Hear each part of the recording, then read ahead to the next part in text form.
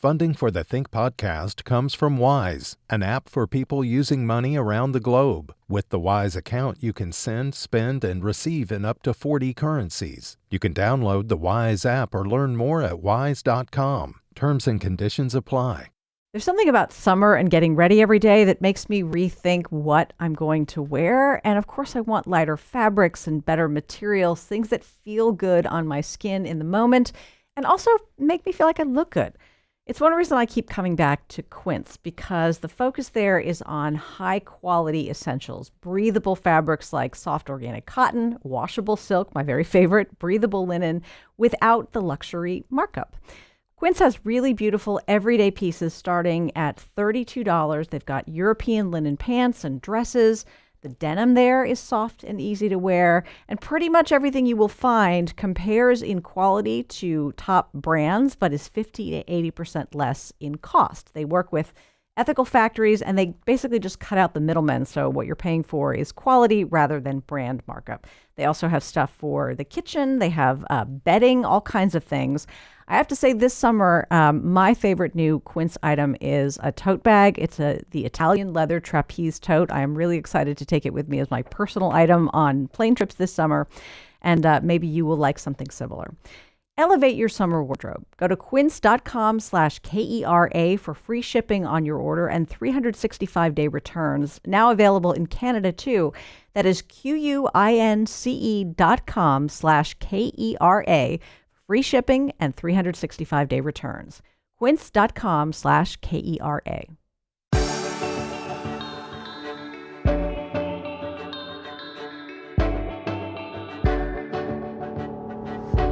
The very day of his second inauguration, President Trump issued an executive order titled Ending Radical and Wasteful Government DEI Programs and Preferencing.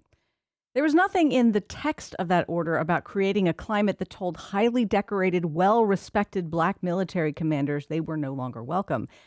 But if you are paying attention to the actions the Department of Defense has taken in the past year and a half, it is not hard to read between the lines. From KERA in Dallas, this is Think. I'm Chris Boyd. A painting of a legendary Black four-star general was pulled from the Air Force Art Gallery. The Black chairman of the Joint Chiefs of Staff was fired and replaced by a white man with less relevant experience. Passages about the achievements of Black service members have been removed from military educational materials. These moves have some Black career officers questioning whether they should retire sooner than planned. And as my guest has learned, many leaders are concerned not only about the immediate impact, but about the loss of dedicated mentors for future generations.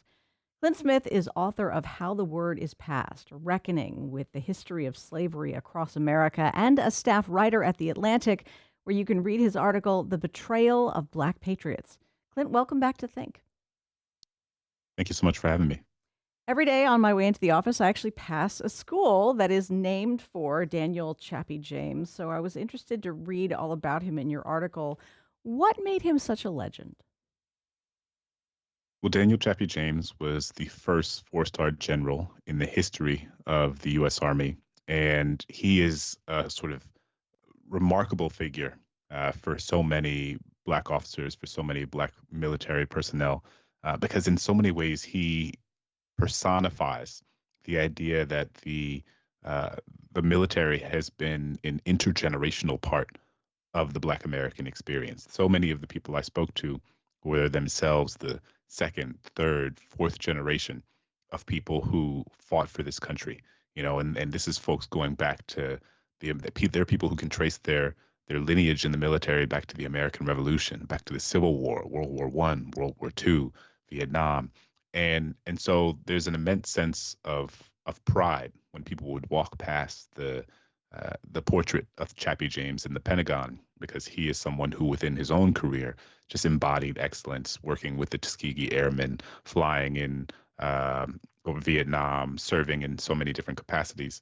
And when it was taken down, it wasn't only taking down and dismissing the service of Chappie James himself, but it also felt like a dismissal, an erasure of the service of and the history of the service of Black military men and women over the course of American history.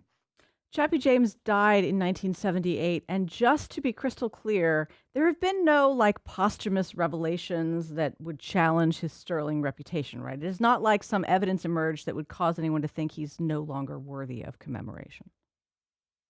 No, there's been nothing of the sort. Chappie James, is interesting because in many ways he's a figure who sort of embodies a sort of nonpartisan ideal in the Mm. military. The military likes to conceive of itself as a sort of apolitical entity. And Chappie James is someone who has been praised by Democrats and Republicans alike. Ronald Reagan was a big fan of him. Ron DeSantis named a bridge after him in Florida. And so it is only recently, over the course of the last year and a half, and especially in those early sort of chaotic sweeping days of these anti-DEI policies being implemented, not only across the military, but across all realms of public life, that the notion that he is somehow unworthy of the veneration that he has received over the past several decades is that wasn't on anybody's radar. When he was alive, he was aware that some people thought he was some kind of black token being honored with his fourth star, and he pushed back very firmly on that. He did. He firmly rejected the idea that he was a token, that he was somehow being lifted up for any reason other than what he demonstrated through his service. He talked about the hundreds of flights that he took as a fighter pilot. He talked about the way that he served this country, fighting fascism during World War II, all the way through the 70s, the 80s, and 90s. And and I think that it was important for him to do so because if he allowed people to call into question his qualifications and his worthiness for such a job, for such a rank, it would set a precedent for the qualifications of anyone who came after him to be called into question. And it's not to say that, him rejecting or pushing back against that idea in and of itself uh, prevented people from having their own opinions or even sharing them. But I do think that he was acutely cognizant of the fact that there were people who would never accept the idea that a black man could be a four-star general in the U.S. Army. And the frightening part right now for so many of the people that I spoke to is that we seem to be returning to a moment where, the most powerful person in the U.S. military, Pete Hegseth, seems to reject the idea that black people, but not only black people, that women, that indigenous people, that Latino people, that anyone who functionally is not a straight white man is capable of having a seat at the table in the highest military offices in the land. Yeah, what did Hegseth, before he was even installed as U.S. Secretary of Defense, he published a book in 2024 called The War on Warriors. What was he talking about when he wrote about affirmative action promotions? He basically believed that there had a culture had developed in the U.S. Army in which people were being promoted to higher ranks as officers, not because of their record, not because of their intellectual or military capacity, but because they were black, or because they were a woman, or because they were LGBTQ, or whatever the case may be. And was he couldn't conceive of the idea that some of the people who were being put in these positions deserved it on the merits. And so he, in a reductive way, sort of referred to these as affirmative action hires. But to be clear, these decisions are not made on a whim. It is a remarkably thorough process by which someone is approved to move forward and be promoted. It is not just the whims of one person, or there is an exhaustive process that people go through in order to reach these higher ranks. And that is why when uh, these names come to Secretary Hegseth's desk for approval and he rejects them, like it's important for people to understand that that is not a common thing. that happens typically for a Secretary of Defense, or I guess in this case, a Secretary of War. Typically, the Secretary of Defense trusts the process by which these decisions have been made, and trusts that the generals and other folks who are themselves deciding who's going to be a 1-star, 2-star, 3-star, 4-star general are making it in the best interest of the military, and they wouldn't put someone in a position to be in charge and manage thousands and thousands of service members if they did not believe that they were capable of doing the job. I mean, I can't get inside Secretary Hegseth's head. I did look this up, and the highest rank he achieved in the U.S. Army National Guard was major, which is a respectable officer position, but it is not colonel or general of any number of stars. Is there any indication that he somehow felt like he was cheated out of his promotions that he ought to have had because qualified people of color were promoted instead of him? I've not seen any indication of that specifically. I don't know that similar to you, I can't get inside of Secretary Hegseth's head, and so I can't speak to his motivations, his internal motivations. But based on his writing and based on his rhetoric, it is clear that he does not think again that many of the people who have been in these rooms, that Lloyd Austin, the previous Secretary of Defense, that General C.Q. Brown, the former chairman of the Joint Chiefs of Staff, believed that they, along with again many other Black people, women, and other sort of historically marginalized groups who have had people who have ascended through the ranks, it's impossible. He simply cannot disentangle their identity and their position from the idea that they are undeserving of being in that position. And the only way it seems as if someone could foster any sort of goodwill with Secretary Hegseth, which is, and this is consistent with the sort of larger Trump administration, is to demonstrate an unqualified loyalty, a sort of acquiescing to every ideological and political conception of what Hegseth would want in a service member. And so, I think that the people that he imagines as being worthy of sitting in the room with him are only the sort of people who would who subscribe to a sort of ideology about, both politically and sort of more broadly about the military, that make it incredibly difficult for anyone but so many of the white men he surrounds himself with to be in the room. You mentioned C.Q. Brown, chairman of the Joint Chiefs of Staff, who was confirmed in October of 2023. So he would have been confirmed by President Biden. But I looked this up, and normally chairman of the Joint Chiefs is a job with a single 4-year term. It is highly unusual for a chair to be dismissed before completing that term. What reasons were given for the untimely removal of C.Q. Brown?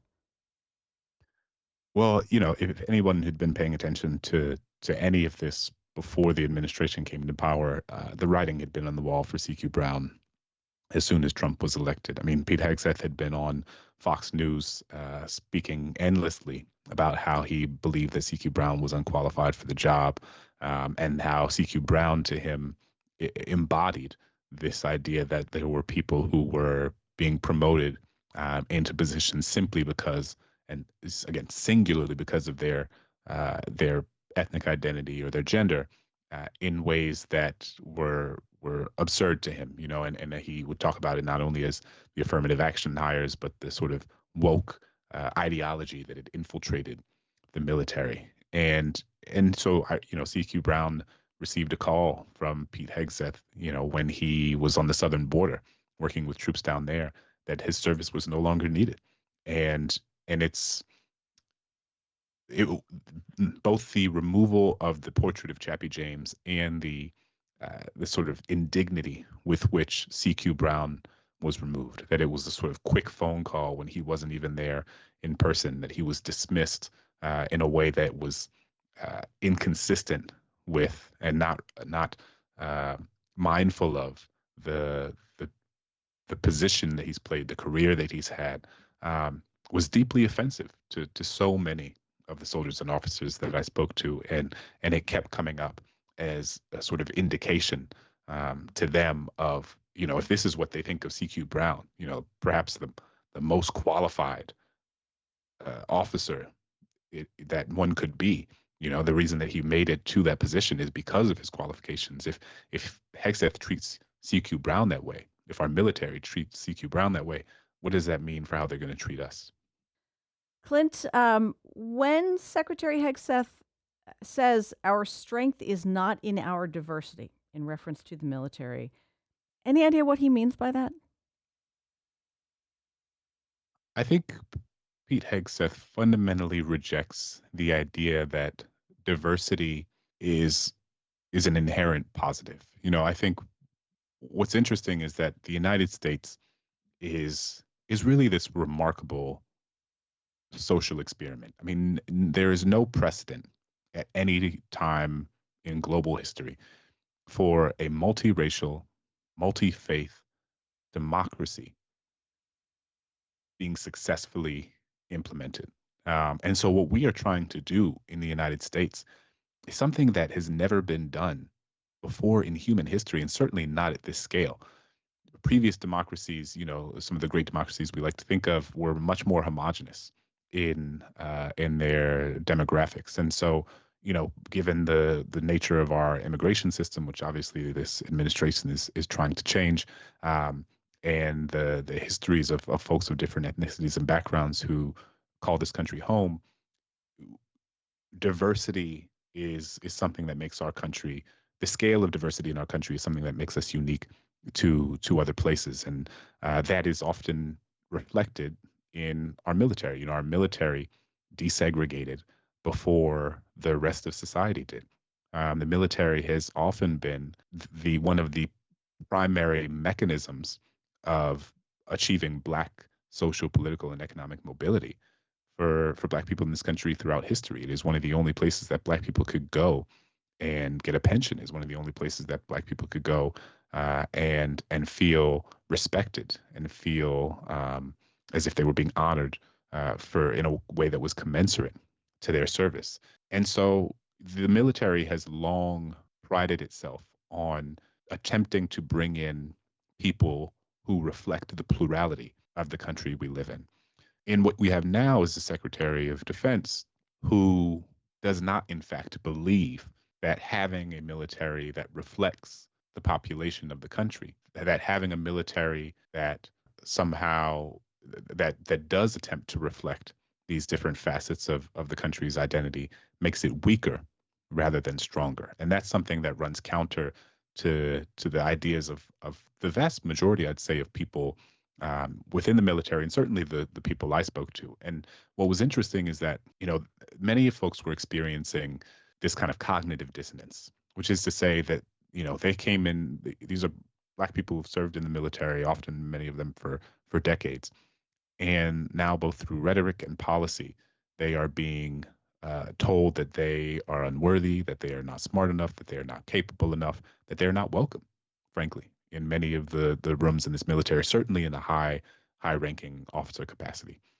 And so many of them want to have retired early, want to extract themselves, go into the private sector because they don't want to be subjected to the sort of daily indignity of such ideas. And then on the other end, there is this feeling that like our ancestors, remember I said that this is for many people, second, third, fourth, fifth generation of folks who have served in the military.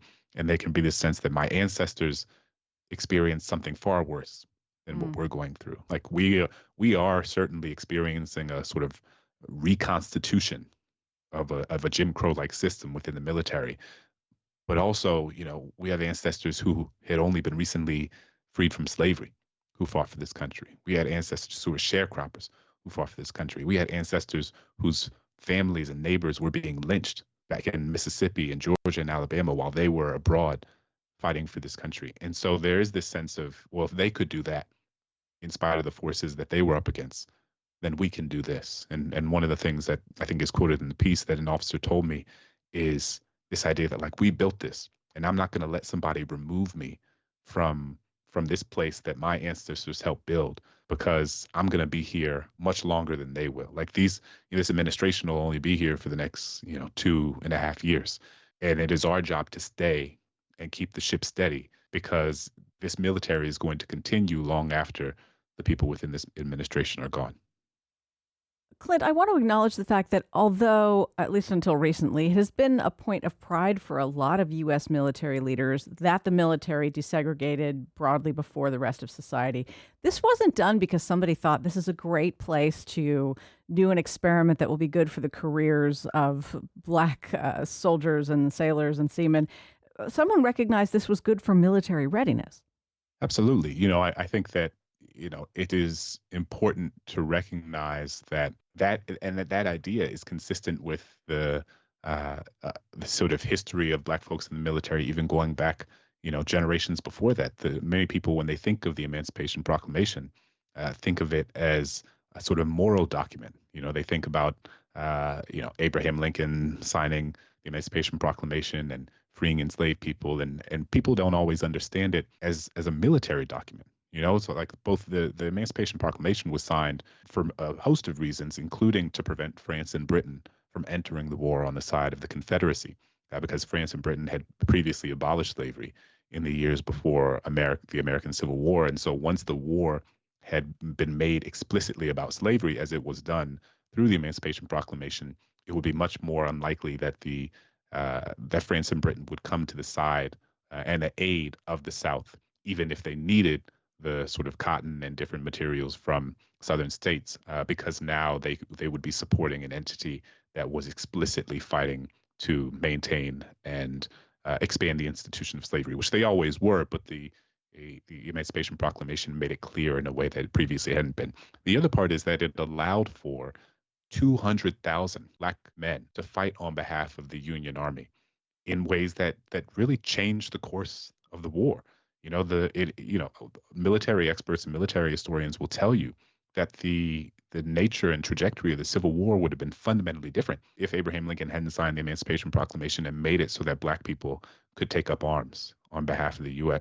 On behalf of the Union, which they previously had been unable to do. And so that's consistent with, the decisions that were made to desegregate the military, where it's, there are obviously moral and ethical reasons to do it, but you can't trust the United States government historically to do things for or the U.S. military even to do things for reasons that are moral and ethical. What is often is the case is that these institutions will do things because they make sense, right? They make practical sense for the infrastructure of the organization. And once you desegregate the military, not only are you creating the ecosystem and conditions that allow for Black men and women to participate, to conceive of themselves as being full participants in the military in ways that were more previously limited, you allow them to fight on behalf of this country in ways that hadn't been the case. My uncle, my great uncle, my grandfather's brother, he fought in the war,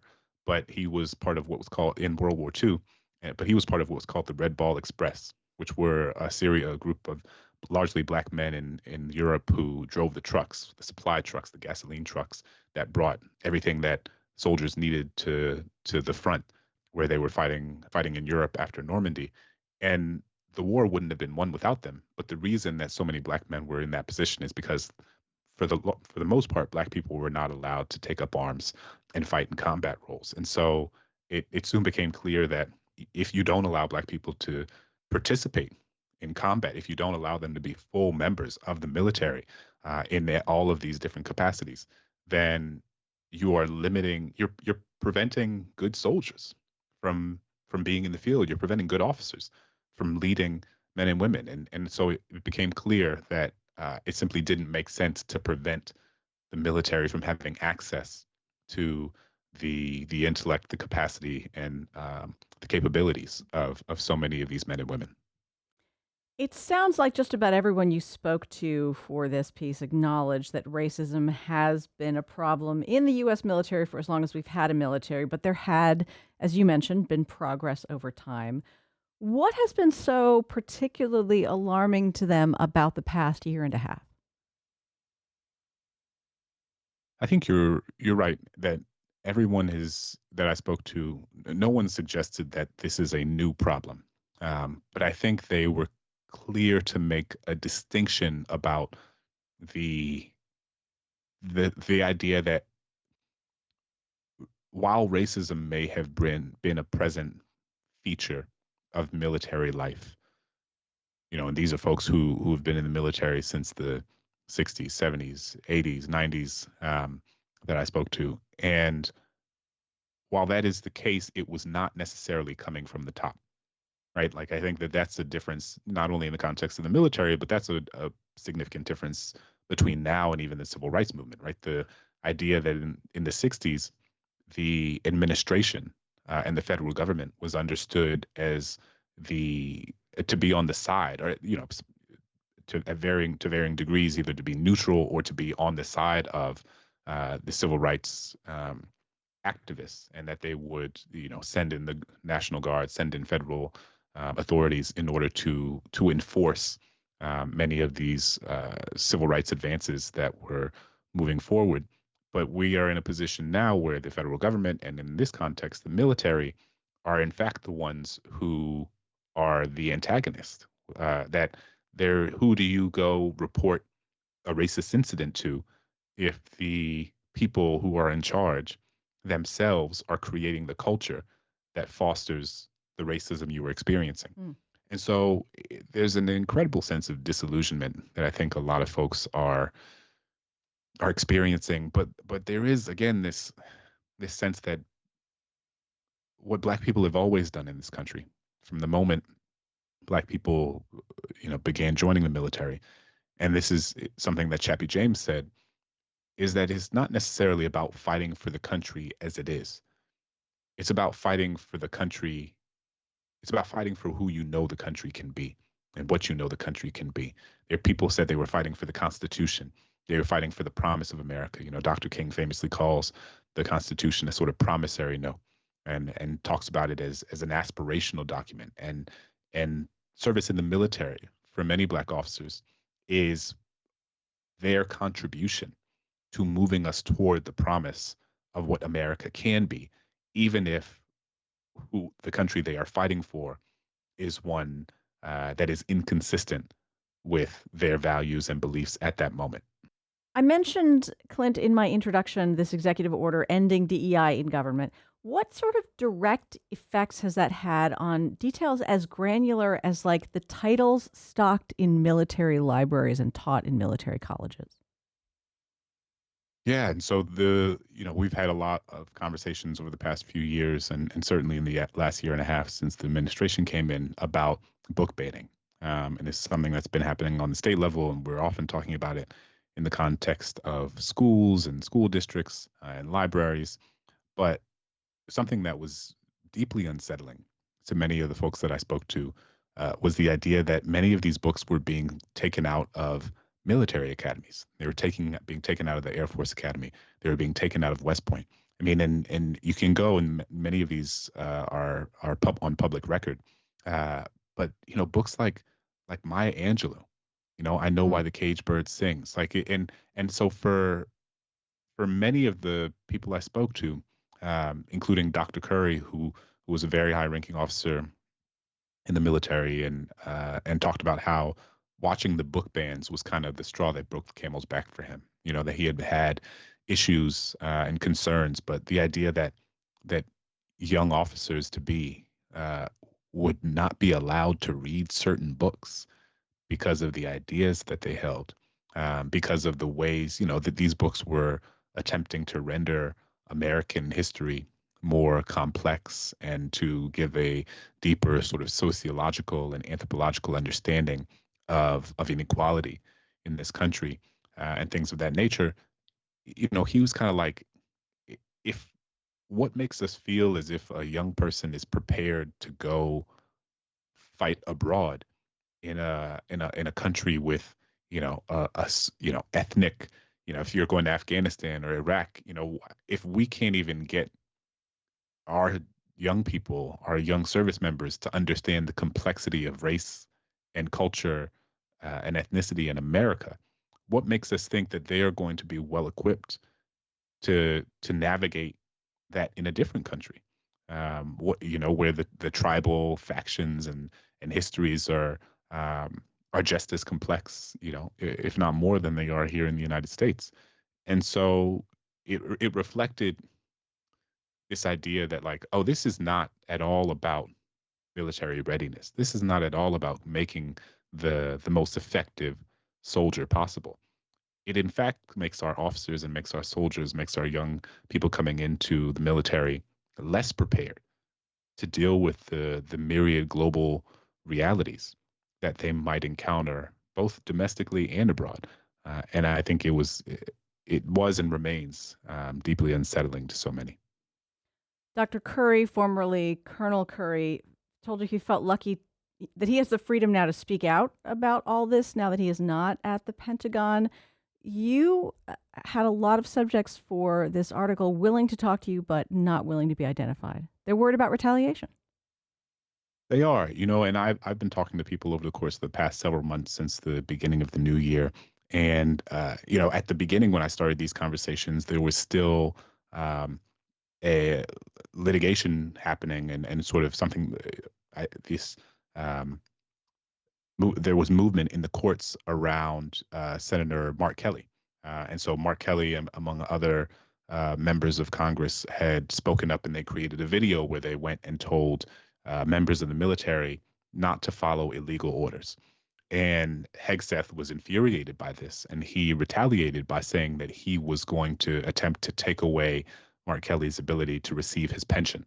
And so, for folks who don't necessarily know, once you get past 20 years of service, it sort of triggers a pension program that exists within the U.S. military. And so, for the rest of your life, you receive a portion of your salary. And the longer you stay in beyond 20 years, 25, 30, 35, 40, the higher that salary is. And that's part of the sort of ecosystem of incentives that are meant to help uh, incentivize people to stay in the military for as long as possible. There were some people who were like, I can't risk having my pension taken away. No one who was still in the military actively was able to speak to me on record because they were worried about retaliation. Um, Clint, this is really interesting. There is obviously a cost to the U.S. military in readiness. There's also a cost in, the prospects of people having these amazing careers. How are people making decisions about whether to stay in these military organizations that don't seem to value their participation in the same way they once did? It's a really hard decision. And I think it comes down to the individual. I spoke to many people who had it, and they had gotten past their 20 years of service, they had triggered their pension, and they would have otherwise continued to stay in the military and continued to ascend through the ranks, and potentially these are folks who maybe retire, like General Curry, maybe retired as a general when a higher or excuse me, maybe retired as a colonel when a higher position was possible. Uh, but I think that it came down to this sense of what could you in your specific branch, in your specific context, what could you stomach, and what was simply too much for you to be subjected to or to be complicit in. And we've seen, the command of the Caribbean and South America, the general there, a black man, he did not say explicitly that he retired because of the strikes against the quote unquote drug boats in the Caribbean. But it became clear, and there was some reporting from the New York Times that suggested that the reason that he stepped away was because he did not want to be complicit in the administration's efforts. And so depending on the position you're in, you people make a different set of decisions. And also, I really want to emphasize that 20-year mark is significant because it is often the incentive for people. I think people are even beyond the Black community are drawn to that idea that if they serve this country and they do so for 20 years, that this country will, for all the trauma they experience, for all of the sacrifices they make, for all the hardship on their family, that pension is the least that this country can do in a way to begin to pay them back for everything that they've given this country. And and so for folks who have passed the threshold, there is a feeling of freedom. It's almost, for people who are interested in academia, it's almost like tenure. Like once you cross the threshold of tenure, there's a different level of freedom one feels. Um, and I think that prior to that 20-year mark, a lot of folks are wary of potentially compromising their ability to receive that pension because we're talking about if you join the military when you're 18 and you serve for 20 years, you're 38 years old by the time you reach that 20-year mark, and you have you have so much life left in front of you to live, and uh, you can go into another job while continuing to receive that pension in the private sector, and so I think it was really were myriad of reasons why people would decide to stay or to go, financial, social, political. Um, but ultimately, I think everybody had to make the best decision they could and continues to make the best decision they can while also not wanting to feel as if they are abandoning not only this country, but also one another.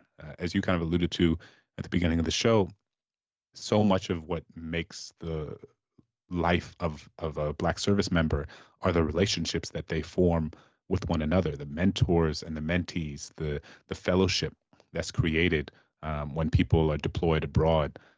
There really is this sort of fraternity and of fellowship and brotherhood and sisterhood among Black service members that is so powerful and remains powerful long after people have left the military. And when there are fewer members of the military, especially in the higher ranking positions, because they may have retired earlier than they otherwise would have, there are less mentors that exist in the space to help guide young members of the service through what can be a really tricky and complicated um, time. And so that I think part of the thing that people are worried about is the implications, the long-term implications of that, and what it means for the life of a Black person in the military moving forward.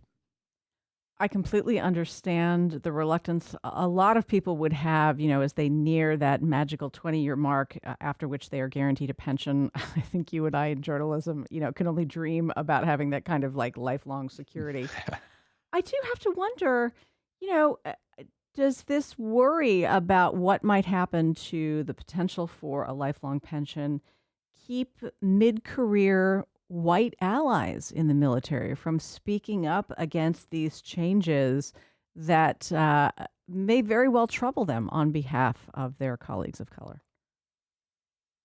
It's a great question, and my reporting didn't get into that as much, but based on conversations I have had, there is people did suggest that they're so much of how one experiences the military is shaped by one's direct commander, and one's direct commander has the agency to shape and understand and make sense of these executive orders and sort of the rhetoric coming out from the very top of the Pentagon in ways that make sense in the particular context of their work. And so the military is a remarkably hierarchical organization. There's so many different layers from, enlisted service member to Secretary of Defense. I mean, just dozens and dozens of layers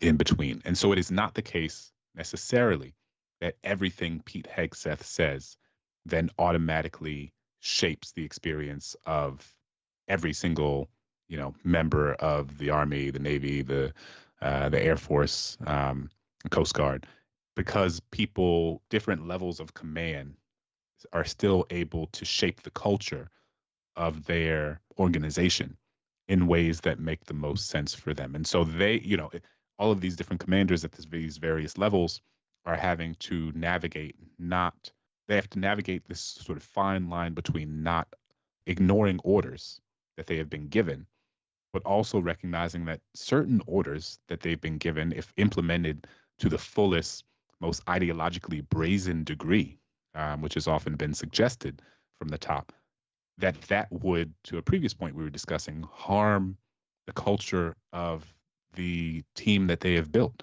And so there is, a sort of, people have autonomy with which to implement these ideas to various degrees. It's a sort of gradation.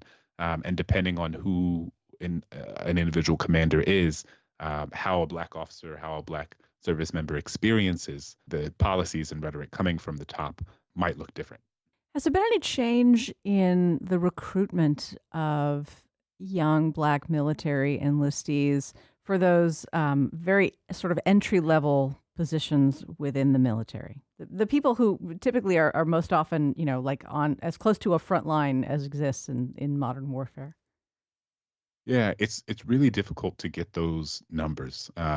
It was difficult to get those numbers in many ways before this administration came in, but now this administration has sort of decimated the infrastructure by which one would attain information specifically around the race of incoming soldiers. And so I wasn't able to get that information, but anecdotally, a lot of folks have told me that they have. It, it's tricky again because of the heterogeneity that exists within the military, which reflects the heterogeneity of the Black community more broadly. Um, there are people who have told young 18-year-olds to that this administration is only going to be here for a few years, but the commitment you make to this organization, to this military, can change your life, and so that you should not be dissuaded by the presence of Hegseth because you will be here long after he is gone. But there are also folks who are telling young folks to run as far away as they can from this organization. They're like, this is not something you want to be a part of. This is not the military that I joined. Maybe this is something to consider in the future, but as long as this military is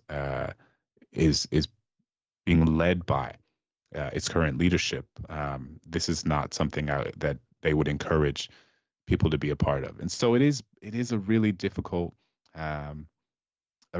moment. And I think that people are in some ways caught in two minds of not wanting to abandon this country and not wanting to abandon this service and not wanting to abandon their commitment to the Constitution, um, but also not wanting to be complicit in the engagements of an administration that tells them that they are um, not enough.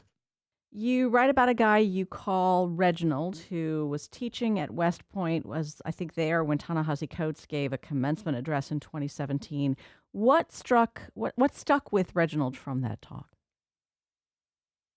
Yeah, Reginald was moved by that talk in part because Ta-Nehisi talked about, so much of what Ta-Nehisi thinks about is history, and he sort of brought up the language and the motto and the creed that the cadets at West Point follow, um, and part of what he encouraged them to do is to ensure that in order to protect this country, they had to understand this country, and that meant understanding both the good that this country has done as well as the harm that this country has done.